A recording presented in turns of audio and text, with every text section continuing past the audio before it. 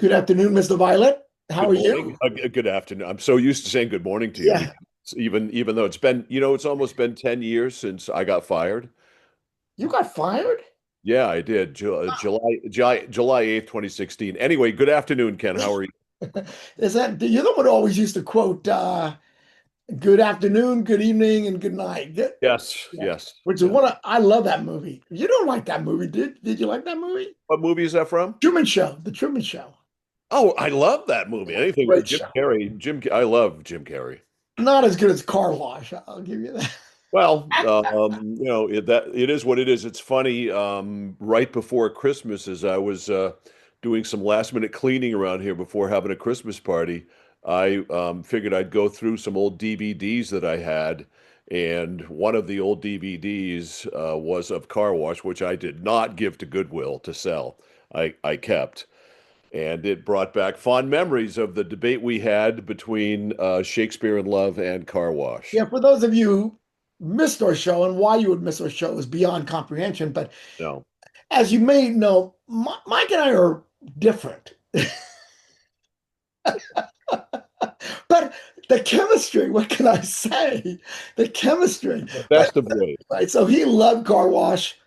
And it's not that I love Shakespeare in Love because I just thought it was a better movie than Car Wash. It Now, won Best Picture, which is yes, just wild. exactly. And now, I mean, Animal House, we both loved Animal House, right? Well, Animal House is an American classic. It is It's one of my this, top 10 movies of all time, along it's with great. Yeah, many I others, loved it. Blazing Saddles. But Car Wash, think of the cast: George Carlin, Yeah, Richard Pryor yeah, yeah, yeah. in that movie, and one of my favorite references to make, Ivan Dixon, who played Kinch on Hogan's Heroes, was in the movie. And remember, we used to have discussions about how do you do a sitcom about Nazi Germany? And you know what? The 60s were awesome for a lot of reasons, I Ken. know. One of the reasons is because you could do a sitcom on the Nazis and it was fucking hilarious. Yeah, absolutely true. Absolutely. What is this man doing here? All right, so let's do a few serious things before I talk. I want to talk about the Patriots. I want to talk about the the NCAA championship too, because you're the sports guy. But so, so two things. Greenland, I want to talk about. I want to talk about Renee Good very quickly because we got a very nice email. My brother forwarded to me my email from my niece's husband. I don't know if there's a official name for a niece's husband. He's close enough to be a nephew. Okay. Oh, there you go. Okay. Who happened to catch the show, but did and was very complimentary to the show, which was very nice to hear, and thought we had a good balance. And I replied to him that one of the things about our show was that you and I would fight like cats and dogs. Sometimes, actually, not all the time. Sometimes we agreed, but it was not personal. It was just kind of a difference of opinion. No, as they said in The Godfather, it's business. It's not Right. personal. This is Exactly right. business. Oh, and I'll give a shout out to David Bard, who actually one time emailed me years ago and said, "Well, look, whatever group he was working, I think he teaches at University of Oklahoma or something." Anyway, I'm sorry, David, if I forgot what you did, but they were looking to do a retreat. I said, "Well, come up to Freeport and stay at the Harris-Seeking Inn," and they did Right. and had a great time. And interesting, they stayed with us. This was in October at Halloween, so my niece Elizabeth brought the kids. They all went trick-or-treating down in the village, South Oh, Freeport cool. Village. And the power went out at our house for like 4 days. And Right. and it was pretty amazing because her daughter was not used to not having internet. And I had to use my hotspot on my phone. I won't tell you what my phone bill was that month. It was Don't you have a generator? Yes, but not for the internet. The cable was out, so Yeah. it didn't have. So anyway, so there you go. So, but somebody after the podcast raised the issue of Renee Good because you mentioned that Renee Good had two children taken away from her. Not that that justifies killing somebody. And you didn't mean that. That was not my intimation whatsoever. But here's the thing that I think is so fascinating about the danger of social media today, because it turns out, I think the evidence is pretty clear that she never had any criminal charges. She never had children taken away from her.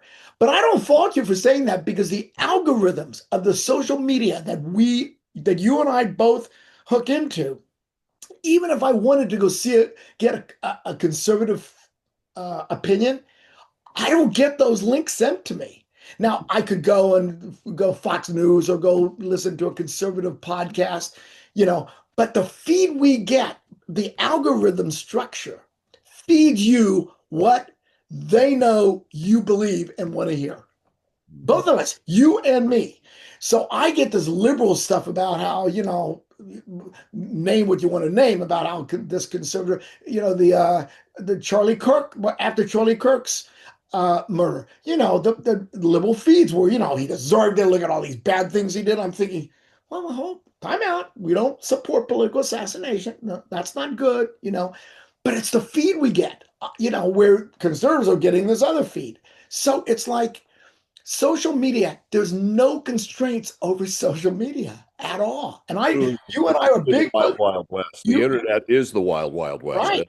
And you and I are big believers in free speech. And you and I think, we talked about TikTok and, I don't think anybody should not allow social media to exist, but it's really, really dangerous how we get fed, spoon fed information that supports what we say is true, even if it's not. And this is on both sides, Right. both sides. And, all right, there's us, me being a 65-year-old man and you being older than a 65-year-old man, who are, our brains are as mature as they're going to get and whatever. Think of our kids if they were in their teens now. You have grandkids who are closing in on being teens and what they are exposed to with the algorithms and how it can meld the mind. Yeah. And it's scary. It's really It scary. really is. And you don't know. Like I posted a thing about from Chuck Todd, and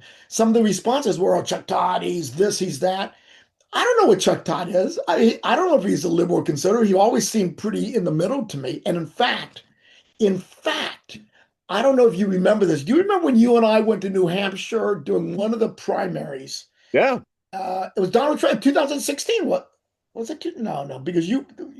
No, I was gone by then. It was either 8 or 12 when Obama was running for re-election. Well, whenever it was, you were there, and Linda told me afterwards that she had seen Chuck Todd in a restaurant while we were recording, and he was roundly criticizing Hillary Clinton and just, and I don't know if this is true or not. So let me just preface this it's by memory. But she said, Chuck Todd's a real conservative. He was ranting and raving about Hillary Clinton and Democrats. And that stuck with me because I find his podcast pretty even-handed, and I don't know what he is. But His wife is a former operative for President Obama. Take okay, that for what well, it's so he may have a liberal side to him, but his look, podcast, other than our podcast, his podcast is my favorite podcast because I mean his thing about Greenland, which I posted on Facebook. What was so amazing about his podcast was, I mean, he did the great thing about the Smoody Hawley tariffs of the 1920s and how that it didn't lead to World War II, but it laid the foundation. And what he explained, what I thought was so articulate of him, was that protectionism and using tariffs because we had tariffs to protect the farmers, but it sent Europe into a tailspin because they couldn't afford our products. So Germany started doing land grabs to get resources because they were starving to death. That led to Hitler's rise. And his point was the damage that you don't protectionism, and particularly using tariffs as coercion to get what you want, is very dangerous. And it's kind of like his comment was like, okay, we can kind of nod our head and say, there he goes again. There goes Donald Trump again. But this is getting into some dangerous territory. And that was kind of the alarm he was saying. isn't the job of the president of the United States to look out for what he thinks is in the best interest of the United States? Great point. Therefore, But, if that's what he believes, with the checks and balances of ah, Congress, there you go. There you um, go.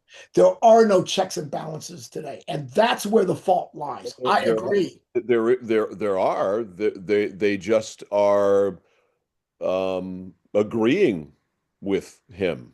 He said he's the Speaker of the House. Mike Johnson isn't. And Mike Johnson is worthless, totally worthless. And Senator Thune, he's just none of them. And Susan Collins and Lisa Murkowski Alaska. from Alaska. They're not stuck. Look, like him or not like him, he's there are things in the Constitution that he's just ignoring. And normally the checks and balances at some point, I mean, the Supreme Court, I believe, will likely say that the tariffs are illegal, unconstitutional. Although what they may say is, well, we're too far into it, and now what can we do about it? So we better say it's okay. Well, I know, but they either it is or it isn't. There shouldn't be they're too far into it or not too far into it. I think the courts have let us down. I think the Congress has let us down. And I don't think there's a check and balance today. And I think that's really the problem. But And yes, there have been many administrations, Ken, Democrat and Republican, where there were no checks and balances, where it was a Democrat president, Democrat House, Democrat Senate, absolutely. whatever the Democrat president wanted, he got.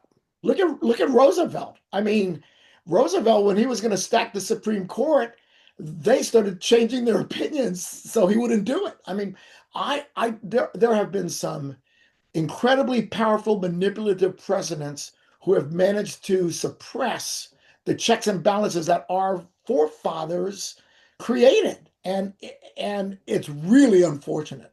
Frankly, I would be thrilled if every senator and representative got thrown out and we started over again. Well, and let's circle back to something we talked a lot about on our radio show for years, and term limits. I have been vehemently opposed to term limits my entire life that I've been in the public eye doing this kind of thing, and I've completely changed my mind. I've completely decided that you look at the 40 plus years of Pelosi, of Schumer, and pick your Republican. Yeah. How rich and wealthy they've gotten because of insider knowledge, we need to go 2 terms in the Senate, 4 terms in the House. After that, you're out. You and Out. I agreed then that term limits should be established by voting. If you don't want to vote them Right. out, and I agree with you now. Nope, I don't trust the voters. Nope, Oh, get nope. throw them out. And I don't Nope. think it's done damage to Maine at all to have term Nope, limits. and I think we do need to. I used to say we're protecting ourselves from ourselves. Well, God damn it, we need to protect ourselves from I ourselves. absolutely agree. I also So think the president should be a 1 6 year term, it may make him a lame duck. not going to sit here and yap at you on that, Ken. Yeah, I mean, I just think that do 6 years, get your shit done and get out. No re-elections, But Chuck Todd's a big promoter of a constitutional convention, which I think is insane. Frankly, I don't agree with everything he says because can you imagine? Can you imagine our leaders today doing a constitutional convention? No, I don't either. that So would be mayhem. So I want to steer the conversation a little bit. If I can have the floor here, Mr. absolutely, you have the floor. I don't have a gavel, neither, or you might have one in there. To talk about ICE and Minnesota Yeah, and yeah. this woman, what's her name? Sharon, what's her name? Hood? Renee Good. Renee Good. Um, and the just ICE in general. There was an incident as we record this today. It is what, January 21st, Yeah, and it's about 3 o'clock in the afternoon. There was an incident up in Brewer earlier today that required a heavy police presence in really. the Brewer neighborhood. A woman showed up, and we had armed Brewer police officers, and this was local authorities, no ICE whatsoever. A woman showed up thinking it was an ICE thing, Mhm. got right in the way of all of it, and could have very easily gotten herself killed. She did not. Mhm. It ended peacefully, but what I want to talk about here is this woman in Minnesota and her partner, who felt like they could just get right in the middle, is how foolish this is, no matter what side of the aisle you're on, to get your to get yourself into that situation where you're going to lose. You're not going to win. This is not going to end the way you want it to. Now I'm not saying it needs to end in the death of this woman. And we can sit here and debate forever, depending on what angle you saw from the video of whether the ICE agent was going to be hit or was hit or whatever. But look at what's happening. We've got this woman in Brewer who thought nothing today of going and interfering with a police operation where you're going to get a bullet if you're not careful. And how stupid this all is. And I say this, I saw a story yesterday where a wounded Iraqi war veteran from years ago was detained by ICE recently and detained without being able to call anyone or have legal representation for 8 hours. We're talking about a decorated member of our U.S. Army. That shouldn't happen. I don't care who you are in America. Due process. And I fully support ICE getting rid of the scum and the vermin that has been allowed to come into this country for years. But law enforcement's like anything else. There's going to be mistakes made, but that's a mistake that could be avoided. All right, you take him in wrongly, but you give him his phone call, and it gets straightened out faster than 8 hours. Agreed. And look, wearing masks. I mean, when did we have our ICE people wear masks? I mean, when do we hide our faces when you're doing lawful procedure? I mean, the problem is, they're being sent into sanctuary cities. I understand that's where the illegal aliens are. I get that. Well, they're called sanctuary cities. I understand. I hear you.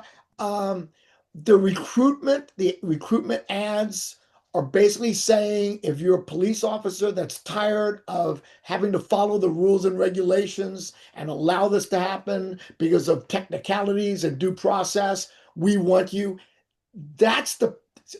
Look, I have no issue. I'm a strong promoter of police officers. I am, defunding police was, and even characterizing it as that was insane. And by the way, the prospect of eliminating ICE is insane. It's insane. No, no, no, no, no. We don't do away with ICE. We need ICE. We need trained ICE employees, and we need rules and regulations followed. And the due process part of it is huge with me. Obviously, I know you as an attorney and somebody who's, been talking about this your entire life. There's a right way to do it and a wrong way to do it. And I want to do it right all the way around. And it can't be done right with due process being absolutely at the top of the list. Hey, absolutely. Grab them, nab them, give them the due process, though. Follow the rules. How many cop shows have we seen over the years where, somebody doesn't read somebody their Miranda rights and it gets thrown out of court or this and that or every other thing? I just want to do it right. Because look, there's no question we have been overrun in many areas of this country by illegal aliens, and the fraud that's going on in Minnesota, we've got a lot of it going on here as well. It's been exposed. It needs to come to an end, and part of ending that is using ICE as a tool to send people back. And by the way, for the liberals who, and I'm not saying that everything ICE does is right, but the immigration issue has been a strong point in Donald Trump's political advocacy. Of all the things he's done, the one that most people agree with more than any other issue is immigration. And Democrats have been slow to, I mean, we all know Kamala Harris and Joe Biden she didn't go to the border for 3 months and she was the border czar. Now, it turns out that Biden wouldn't let her, a whole different issue. But the point is this, the immigration policy is a problem. And you can go back to Reagan's years, and you can go back to, and certainly Democrats too, Democratic presidents have been more lenient than Obama was the strictest president about. I tell you, Ken, there was a montage I saw somewhere the other day of Bill Clinton and Barack Obama Yeah, railing about illegal immigration yeah, and railing yeah, about how they've got, specifically Obama, how yeah, they have to be rounded up. I think that's the phrase he used, yeah, rounded yeah, up and yeah, sent back. yeah. So And people are behind that. Our country supports that, but do it the right way because we also don't want to waive our constitutional rights. And so even criminals have constitutional rights. I'm interested to get your thoughts on your U.S. Congressperson, Shelley Pingree, going out to Minnesota last week, hanging out with Tim Walz Yeah, and stupid. defending him and defending the whole thing. Yeah, stay in Maine. I don't believe in grandstanding. What is she doing there? I don't buy that. I Yeah, just I figured you'd feel that way. I just wanted to throw yeah. it out. You can That's- look at if I'm getting to the point where there's not even a representative in our congressional delegation I can say is a friend of mine. Susan Collins, I guess, still, she's the only Republican in New England. yeah. But this whole thing has again polarized the political process, if you will, here in the country. I I tire of it very easily, and that's why I bury myself in the toy department of life like I can now. It's something. There are days when I wish you and I were back and had a show. Actually, that wouldn't be a bad thing. But there are other days I'm like, oh, thank God, I don't have I to know it's exhausting. talk about that today. Exhausting. And it's like I actually went down one time down to the kitchen. I said to Linda, "What's the news in the morning?" And she goes, "Well, Donald Trump is gonna buy Greenland." And I started laughing. Now, come on, really? She goes, "Donald Trump wants to buy Greenland." I said, "No, no, come on, He really?" does, really, Ken, really, I yeah, know. fooling. All right. So I think we agree on more than we disagree, as usual. So, by the way, did I answer about Garrett Mason? If you're a fan of his or not? Not a fan at all. I think he's a shyster. Yeah. I said to somebody the other day, I don't know who I'm going to support for governor of Maine, but I know who I'm not going to support. Rick Bennett. Do you like Rick Bennett? No, I think he's, you know, I'm It's sticking to tough. It's tough. I'm sticking to my hardcore conservative principles. But I don't. Having said that, who we got? We got Bobby Charles. We got David Jones. Yeah, I I, don't. But believe it or not, I mean, I don't see myself voting in any primary because nobody turns me on at all. I mean, I just kind of like, let me see who the nominees are. And like I said, I don't, I don't know if I could vote in a Plattner Collins race because I have such serious issues with Plattner, and I do believe character matters, and I don't think he has any. And if yeah, I'm going to criticize Donald Trump, I'm certainly going to criticize him as well. No, yeah, I mean, you know, yeah. I So Oyster Boy's not for you. no, no, unfortunately not. No. Uh, So do you think he's going to win that primary with Janet Mills? oh, I, uh, Jan. I mean, the problem is we're so tired of old lifetime politicians. I So don't. to me, I mean, that's the problem. I'm not going to vote for anybody over 70. So I'm not. What's the motive? Look, that you're already over 70 and I'm within 5 years. Yeah. What's the motivation to be that old and want to do that? I mean, I'm Attention, not retiring and you attention, haven't either, but attention. You like power and attention. She's important. She gets invited to lots and of. look, include Paul LePage in this too. I I know. don't understand Paul running for Congress. He's the same age as she is. Yeah. You got a cushy pension. You made money in your life. You did Yeah. well. You're never gonna have. You want to spend the literally you what could be the remainder of your life doing that? I listen.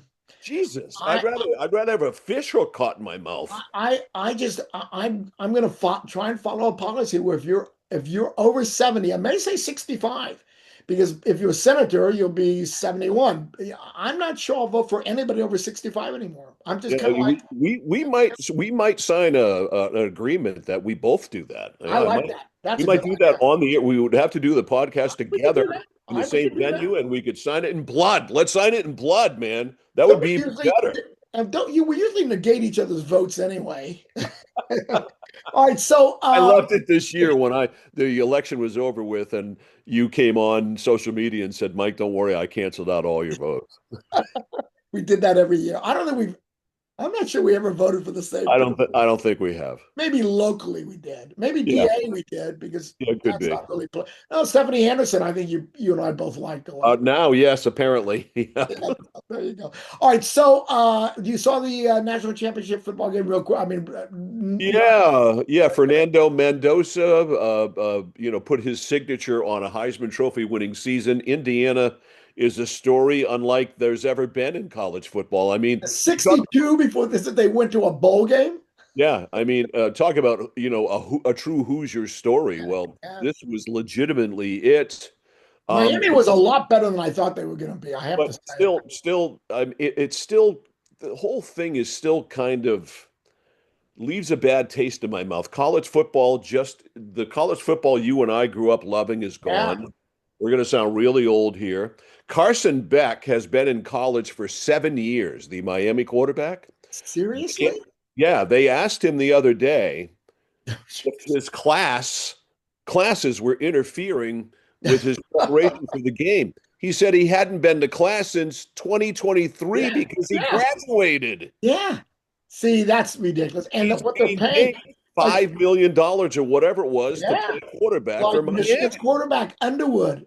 Yeah. They paid him to stay. I mean, it's like, I do understand universities making all the money on their college athletes and college athletes getting hurt and can't go to the pros. So I'm okay with stipends. I wasn't thinking millions. I was thinking of This whole thing has been strange for me from the start, and I'm friends with a guy named Greg Glynn, who's the former play-by-play voice of the Portland Pirates, who had been working for a PR company in Augusta, and he saw early on where NIL was going, and he left there and started his own company starting with Maine athletes, but now he's gone nationwide representing athletes as in NIL deals and right. has done incredibly well. And I think it's great, but most of his stuff is the stuff that you were thinking is the mid-level stuff and the local athlete that gets a coffee endorsement from Aroma Joe's Yeah. or something like that. I know one of his athletes here in Maine, I think she's a field hockey player, endorses maple syrup. I mean, that's the kind of thing I think that we were thinking it was going to be, not what it's Yeah, become. exactly. Exactly. All right, So, Patriots. I saw you picked the Patriots to win last week. I saw well, your did prediction. you see my predicted score? No, what was it? 26, 20. My predicted score was 27-16. What was the final? 28-16. Wow. Well Yes. done.